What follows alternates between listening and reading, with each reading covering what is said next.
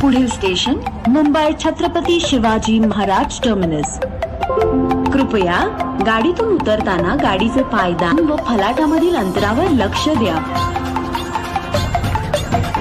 गाडीमध्ये चढताना, उतरताना आणि प्रवास करताना तुमचा मोबाईल आणि मूल्यवान वस्तूवर लक्ष ठेवा।